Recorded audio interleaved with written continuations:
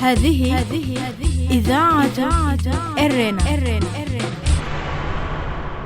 المستمعات الكريمات والمستمعين الكرام متابعي إذاعة أرينا حيثما كنتم وحيثما يصلكم بثنا، أهلا ومرحبا بكم في مستهل البرنامج العربي لهذا اليوم الجمعة 22 من يناير. كما عودناكم مستمعات الكريمات ومستمعي الكرام نستهل برنامجنا معكم ابتداء بنشرة للأخبار، ثم نقدم لكم حلقة جديدة من برنامجكم الأسبوعي تعليق على الحدث، ونخصص حلقة اليوم لتناول عدة موضوعات من ضمنها الذكرى الثامنة لعملية فورتو المجيدة. قبل ذلك مستمعات الكريمات ومستمعي الكرام أقدم لكم نشرة للأخبار فيما يلي أبرز عناوينها. السودان يؤكد ارتفاع عدد اللاجئين الإثيوبيين في أراضيه. الإريتريون يحيون ذكرى عملية فورتو الثامنة. الرئيس الأمريكي الجديد يعيد أمريكا إلى الساحة الدولية عبر قرارات تنفيذية جديدة. كانت مستمعات الكريمات ومستمعي الكرام تلكم عناوين النشرة وإليكم تفاصيلها من إذاعة إرينا. إذاعة إرينا، صوت مستقل لإريتريا. ارتفع عدد اللاجئين الإثيوبيين في شرق السودان إلى 65,675 لاجئا، بينهم 38,905 لاجئين ينتظرون الترحيل إلى المعسكرات الدائمة. وقالت معتمدية اللاجئين في السودان في بيان لها أن 149 لاجئا دخلوا أمس إلى مراكز الاستقبال في منطقة حمدايت في القضارف بشرق السودان. وأوضحت المفوضية بأنها رحلت 720 لاجئا من حمدايت إلى معسكر الطنيضبة الذي استقبل حتى الآن أكثر من 8,000 لاجئ. ولم تحدد المفوضية جنسيات هؤلاء اللاجئين. ويشير تزايد أعداد اللاجئين في شرق السودان من إثيوبيا إلى أن الوضع لا زال غير مستقر في شمال إثيوبيا رغم تأكيدات الحكومة الإثيوبية غير ذلك. ويعاني اللاجئين الإريتريين في إقليم تيغراي بشكل خاص من معاناة كبيرة في ظل انفلات الأوضاع الأمنية، مما اضطر المئات إلى الهروب في رحلات فيها مخاطر كبيرة إلى العاصمة أديس أبابا. أحيا الإريتريون عبر وسائل التواصل الاجتماعي ونظرا للأوضاع الصحية العامة في العالم عملية فورتو المجيدة، والتي صادفت ذكراها الثامنة يوم أمس الخميس 21 من الشهر الجاري. وتعتبر العملية من أجرأ العمليات وأشجعها في محاولة تغيير وضع الاستبداد في البلاد في العقود الأخيرة. وبهذه المناسبة نقدم لكم تقريرا خاصا عن المناسبة في برنامج تعليق على الحدث بعد نشرتنا الإخبارية. وقع الرئيس الأمريكي الجديد أوامرا تنفيذية بعد حفل تنصيبه، وشملت الأوامر التنفيذية تأكيدات بعودة الولايات المتحدة الأمريكية إلى منظمة الصحة العالمية، وكذلك عودتها إلى اتفاقية باريس للمناخ. وكان الرئيس السابق دونالد ترامب قد أعلن انسحاب بلاده من منظمة الصحة العالمية، متهما إياها بنشر الفيروس ومحاباة الصين، وسحب بلاده كذلك من اتفاقية المناخ والتي تسعى إلى تخفيض الانبعاثات الغازية بما يسمح بتخفيض درجات الحرارة العالمية. واعتبر المراقبون بأن هذه الخطوات سوف تعيد الولايات المتحدة إلى الساحة الدولية بشكل إيجابي وتعاوني. كانت هذه مستمعات الكريمات مستمعي الكرام نشرة الأخبار قدمتها لكم من إذاعة إرينا، وهذا تذكير بأبرز عناوينها. هذه إذاعة إرنا. السودان يؤكد ارتفاع عدد اللاجئين القادمين من إثيوبيا إلى أراضيه. الإريتريون يحيون ذكرى عملية فورتو الثامنة. الرئيس الأمريكي يعيد أمريكا إلى الساحة الدولية بتوقيع عدة قرارات تنفيذية. استمعتم فيما مضى مستمعات الكريمات ومستمعي الكرام إلى نشرة للأخبار قدمتها لكم من إذاعة أرينا. متابعة طيبة أرجوها لكم مع ما تبقى من فقرات برنامجنا. إذاعة إرينا، صوت مستقل لإريتريا. المستمعات الكريمات والمستمعين الكرام، أهلا وسهلا بكم في حلقة جديدة من برنامجكم الأسبوعي تعليق على الحدث. في حلقة اليوم نقدم لكم أولا قراءة لمقال في عمود عين الراصدة تحت عنوان الطريق إلى الهاوية، وهو يتناول توتر الحدود بين السودان وإثيوبيا واحتمال اشتراك إريتريا في النزاع المحتمل بين البلدين. في الجزء الثاني نقدم لكم رصدا لحركة فورتو المجيدة في ذكرها 8 والتي صادفت يوم أمس الخميس 21 من يناير. وختاما نقدم لكم مقال للسفير الأمريكي السابق لدى سوريا حول ما ينتظر الولايات المتحدة، وكتبه لصحيفة الشرق الأوسط. فأهلا وسهلا بكم إلى حلقة اليوم من برنامج تعليق على الحدث. هذه إذاعة إرنا. وضمن عمودنا الأسبوعي عين راصدة وتحت عنوان الطريق إلى الهاوية نقدم لكم ما يلي. يتصاعد التوتر في الحدود بين السودان وإثيوبيا وسط اتهامات متطايرة بين الجانبين تنذر بحرب شاملة بينهما. وزير الدفاع السوداني في آخر تصريح له قال بأن إثيوبيا نشرت قوات على الحدود في مواجهة الجيش السوداني الذي يسيطر على أراضيه. رئيس هيئة أركان الجيش الإثيوبي اللواء برهانو جولا من جانبه اتهم الخرطوم بتصعيد الوضع بإعاز من طرف ثالث لم يسمه، وأكد بأن بلاده لا تريد الحرب. تثير عمليات الجيش السوداني في الفشقة شكوكا وتساؤلات في إثيوبيا إذ تزامنت مع الحرب في إقليم تيغراي الشمالي. سفير إثيوبيا في الأمارات اتهم السودان بمحاولة استغلال الأوضاع في إثيوبيا لفتح جبهة جديدة بتحريض أطراف أخرى، وتساءل عن مغزى إثارة الأمر في هذا الوقت، علما بأن المواجهات في هذه المنطقة كانت دائمة الحدوث في 20 سنة الماضية على حد قوله.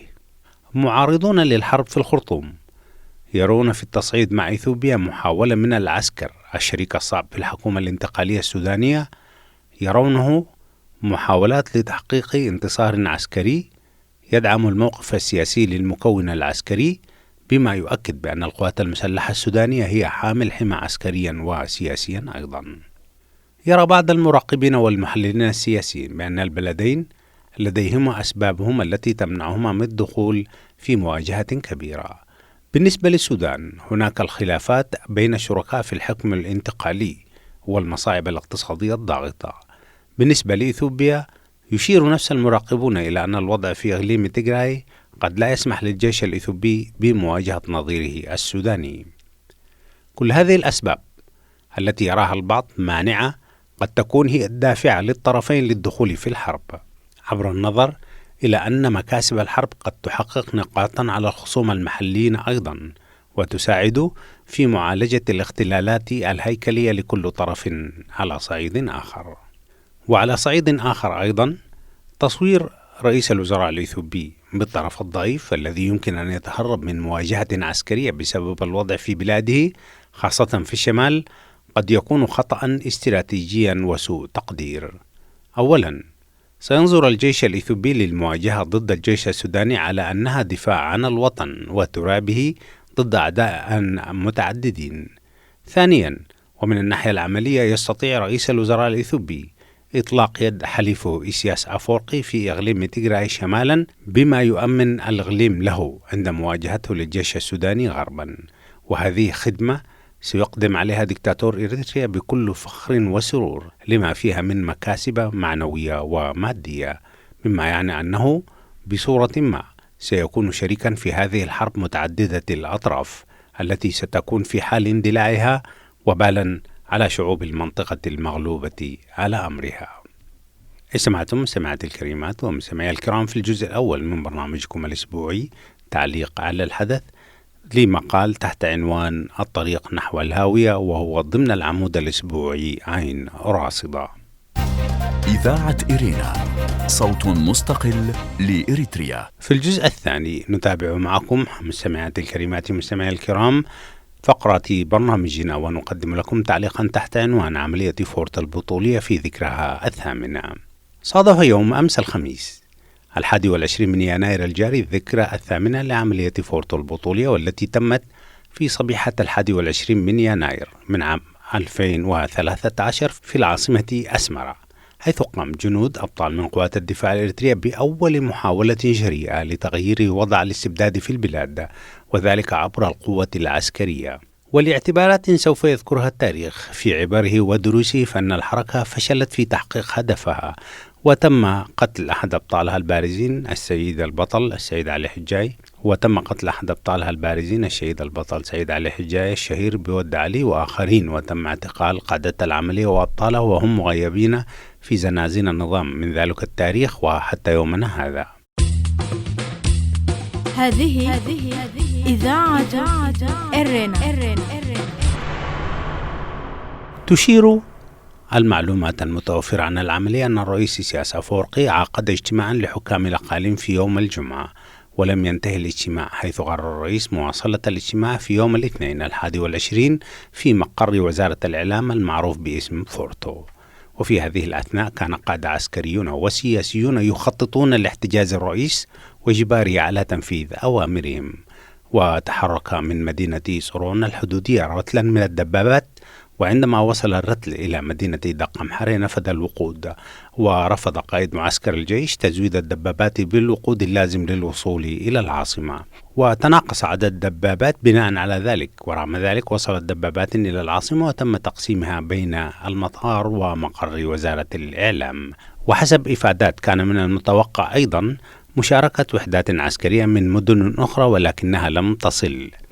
وتشير الروايات المؤكدة بأن المفرزة التي استلمت مقر وزارة الإعلام كانت بقيادة العقيد سعيد علي حجاي المشهور بود علي، وكان معه اللواء عثمان صالح وآخرين. وللأسف وصل إلى علم الرئيس ما كان مدبرا ضده، فتغيب عن الحضور إلى مقر فورتو، مما اضطر المجموعة وقائدها بإلزام مذيع التلفزيون بقراءة بيان يطالب بتفعيل الدستور المجمد والإطلاق الفوري لسراح السجناء، ولكن تم قطع البث الإذاعي والتلفزيوني ولم تصل الرسالة إلى الشعب. وبعد ذلك بدأت المفاوضات بين المجموعة المتمردة وبين ضباط أرسلهم الرئيس، وبحلول نهاية اليوم وللأسف تم القضاء على العملية في مهدها واعتقال القائمين عليها، بينما دخل العقيد سعيد علي حجاي في مواجهة مع مطارده استشهد على إثرها، وذلك قبل إطلاق النار في المبنى على رئيس المفاوضين الحكوميين. إذاعة إرينا، صوت مستقل لإريتريا. بعد فض العملية قامت أجهزة أمن النظام بمطاردة القائمين على العملية، واعتقلت المنفذين للعملية من قادة سياسيين من ضمنهم عبد الله محمود جابر عضو المكتب التنفيذي للجبهة الشعبية ورئيس مكتب الشؤون التنظيمية، والوزير أحمد الحاج علي وزير الطاقة والتعدين، والسفير عثمان إدريس جمع، وضباط آخرين من قوات الدفاع الإريترية. وشملت الاعتقالات كذلك أشخاص لا علاقة لهم بالحركة من قريب ولا بعيد، مثلا من ضمن هؤلاء حامد إدريس جمع، وهو الأخ الشقيق لسفير عثمان إدريس جمع، والذي تم سجنه وتعذيبه للإدلاء بمعلومات حول العملية رغم أنه لا علم له بها ولم يكن متواجدا في العاصمة أثناءها. ورغم ذلك حاولت السلطات الأمنية انتزاع اعترافات منه تحت التعذيب، ولم يفرج عنه إلا في عام 2015، ولكنه منع من السفر وظل تحت المراقبة اللصيقة لرجال الأمن، وأعيد اعتقاله مرة أخرى وبعدها غادر هاربا إلى السودان. وربما كان هو من القلة المحظوظة التي نجت من الاعتقال الطويل، حيث لا يزال أبطال هذه العملية البطولية ورموزها مغيبين ولا يعرف عنهم شيء. إذاعة إرينا، صوت مستقل لإريتريا. وبعد انقضاء 8 أعوام على هذه العملية النوعية في التاريخ السياسي الإريتري، فإن ما يعرف عنها لا يزال قليلا، خاصة الأسباب الحقيقية لفشلها. وبالطبع فإن الوضع تحت الاستبداد لا يسمح بإجراء دراسات وتحقيقات حول العملية وأسبابها، ولكن ستبقى الكثير من الأسئلة بحاجة إلى إجابات. المجد والخلود لأبطال وشهداء الشعب الإريتري، والحرية لسجناء عملية فورتو البطولية وكل سجناء الضمير في البلاد. كان هذا الجزء الثاني مستمعاتي الكريمات ومستمعي الكرام من برنامجكم الأسبوعي تعليق على الحدث، وقدمنا فيه تقريرا بمناسبة الذكرى 8 لعملية فورتو المجيدة، والتي صادفت ذكراها 8 يوم أمس الخميس 21 من يناير. هذه إذاعة إرينا. أما في الجزء الأخير مستمعاتي الكريمات ومستمعي الكرام من برنامجكم الأسبوعي تعليق على الحدث، نقدم لكم التقرير الذي كتبه روبرت فورد السفير الأمريكي السابق لدى سوريا تحت عنوان الجمهوريون واللعب بالنار مع وصول بايدن، وكتبه لصحيفة الشرق الأوسط. وقال سفير فورد في مقاله: صرح جنرال أمريكي أسبق ممن خدموا في حرب العراق أن انتشار 25,000 جندي أمريكي في واشنطن يذكره بالعاصمة العراقية بغداد، وذلك في حديثه إلى شبكة الإذاعة الوطنية الأمريكية قبل أيام. كم غريب هذا التصريح، فسكان واشنطن مواطنون أمريكيون، وجنود الجيش هم أيضا أمريكيون، فهم ليس بجنود دولة أجنبية يجيبون شوارع عاصمة الولايات المتحدة. كما أن الدولة الأمريكية بما في ذلك قواتها الأمنية ونظامها القضائي قوية وراسخة، على العكس تماما من الدولة العراقية. وكان المواطنون العراقيون يتساقطون صرعى بالآلاف في كل شهر إبان خدمة الجنرال الأمريكي المذكور في العراق. أما في واشنطن فلم يسقط سوى 5 قتلى فقط منذ 6 يناير الماضي، وليست هناك دولة أجنبية تمد العون والمساعدة إلى المتطرفين المحليين في الولايات المتحدة، والولايات المتحدة ليست كمثل سوريا وإيران على كل حال.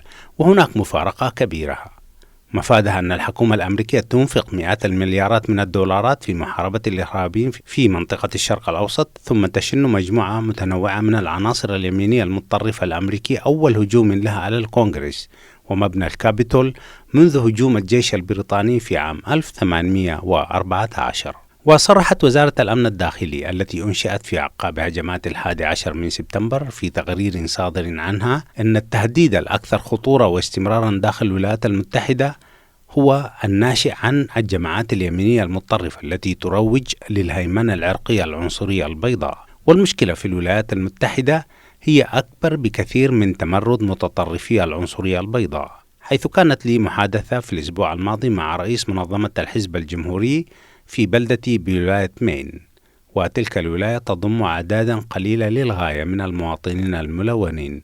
بالتالي فإن القضايا العرقية لا تشغل بال المواطنين هنا، كما أنها لا توجه دفة السياسات الداخلية في الولاية كما هو الحال في أجزاء أخرى من الولايات المتحدة، إذا تتمحور الشواغل هناك حول الوظائف والدخل والرعاية الصحية والحكم السليم. وعلى غرار المناطق الريفية الأخرى من الولايات المتحدة، فإن وسط ولاية مين من أبرز مناطق المعاناة الواضحة في الولايات المتحدة الأمريكية. إذاعة إرينا، صوت مستقل لإريتريا. ولقد فاز دونالد ترامب بأغلب أصوات الناخبين في منطقتنا، ولقد حذرني صديقي الجمهوري من أن معظم الناخبين الجمهوريون هنا على يقين بأن الانتخابات الرئيسية الأخيرة لم تتسم بالنزاهة، كما أنهم يرفضون أي مصالحة محتملة مع المعسكر الديمقراطي، وهو ليس منفردا برأيه ذلك. فمن خلال استطلاع للرأي أجرته منظمة مورنينج كونسولت لأصحاب السوق الأسبوع الماضي، اتضح أن نسبة 22% من الناخبين الجمهوريين يعتقدون بنزاهة وسلامة انتخابات 2020 الرئاسية، وأن نسبة 27% منهم فقط يثقون بنظام الانتخابات الأمريكي الحالي. بالمقارنة كانت نسبة 72% من الجمهوريين يثقون تماما بنظام الانتخابات في سبتمبر الماضي. بالإضافة إلى ذلك يشير استطلاع الرأي سالف الذكر إلى أن نسبة 45% من الناخبين الذين يصفون أنفسهم بالمستقلين عن الحزبين الكبيرين يثقون فعلا في نظام الانتخابات الأمريكي الحالي. وهذا يعني أن أقل من نصف الناخبين في الولايات المتحدة الأمريكية يثقون بنظام الانتخابات الرئاسية في بلادهم. رغم التحقيقات وأكثر من 60 حكما قضائيا صادرا، نجح ترامب والحزب الجمهوري في إقناع أغلب المواطنين الأمريكيين بأن التزوير تسبب في تشويه نتائج انتخابات 2020 الرئاسية. وكان الهجوم على مبنى الكابيتول في 6 يناير مجرد أولى لمحات حصاد جهودهم الحثيثة، حتى وإن تقبلت نسبة صغيرة من معارضين متطرفين سوف تنال المزيد من الزخم والأهمية. وأثناء الهجوم على مبنى الكابيتول قالت امرأة شابة من ولاية تينيسي لمراسل صحفي أنها بداية الثورة، وكانت تبدو أنها تنتمي لأبناء الطبقة المتوسطة من البلاد، ولم تظهر عليها علامات تفيد بأنها ذات توجهات ثورية. وتلك هي مشكلة الولايات المتحدة في الآونة الراهنة. يأمل بعض المحللين أنه بعد حادثة الهجوم على مبنى الكابيتول الأخيرة سيساعد الحزب الجمهوري في التهميش من أهمية وقدر المتطرفين عن طريق إقناع السواد الأعظم من معسكر المعارضة الأمريكي أنه في خاتمة المطاف سوف يتمكن النظام السياسي في البلاد من الاستجابة لمطالب التغير الشعبية. ومما يوصف له لا يزال جانب كبير في الحزب الجمهوري يزعم بأن انتخابات 2020 الماضية لم تكن منصفة.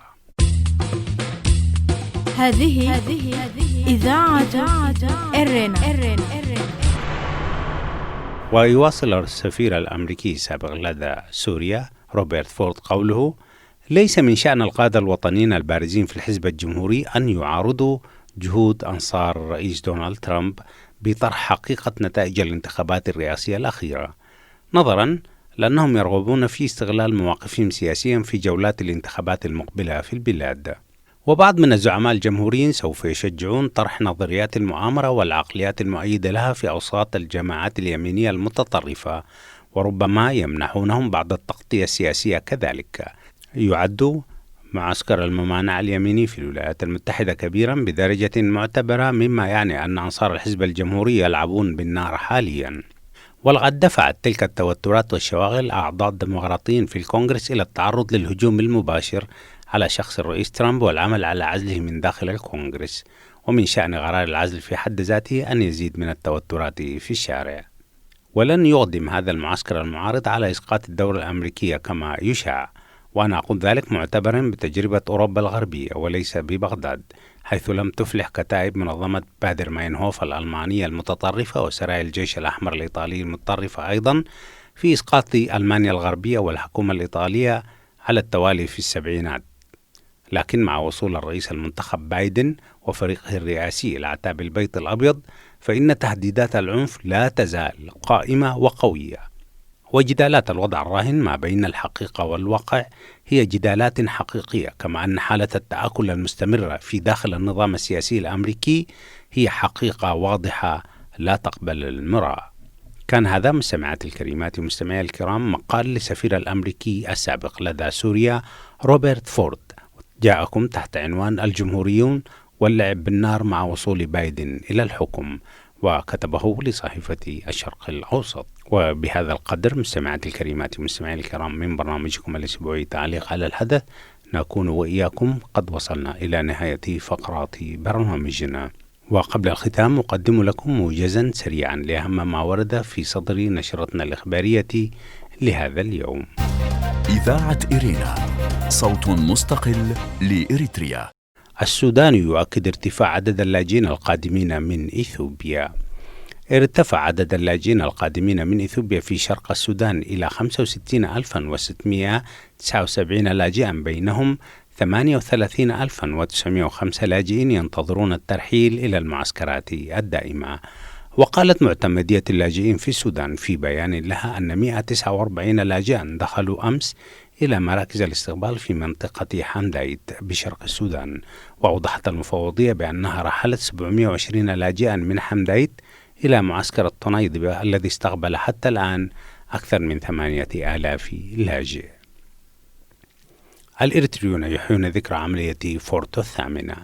أحيا الإريتريون عبر التواصل الاجتماعي ونظرا للأوضاع الصحية العامة في العالم عملية فورتو المجيدة، والتي صادفت ذكراها الثامنة يوم أمس الخميس 21 من الشهر الجاري. الرئيس الأمريكي الجديد يعيد أمريكا إلى الساحة الدولية عبر توقيع عدة مراسم تنفيذية. وقع الرئيس الأمريكي الجديد أوامرا تنفيذية بعد حفل تنصيبه، وشملت الأوامر التنفيذية تأكيدات بعودة الولايات المتحدة إلى منظمة الصحة العالمية، وكذلك عودتها إلى اتفاقية باريس للمناخ. كان هذا مستمعاتي الكريمات ومستمعي الكرام موجزا لأهم ما ورد في صدر نشرتنا الإخبارية لهذا اليوم، وبه نكون وإياكم قد وصلنا إلى نهاية فقرات برنامجنا. قبل الختام مستمعاتي الكريمات ومستمعي الكرام أذكركم دوما بأنكم يمكنكم الكتابة إلينا والتواصل معنا على البريد الإلكتروني arabic@gmail.com. حتى الملتقى بكم مجددا مستمعاتي الكريمات ومستمعي الكرام في حلقة جديدة من برنامجكم الأسبوعي تعليق على الحدث، والبرامج الأخرى لإذاعة إرينا لكم تحياتي محدثكم فتحي عثمان، وأتقبل كذلك تحيات زملائي في الاستوديوهات الرئيسية للإذاعة في باريس، ودمتم في رعاية الله وحفظه وأمانه.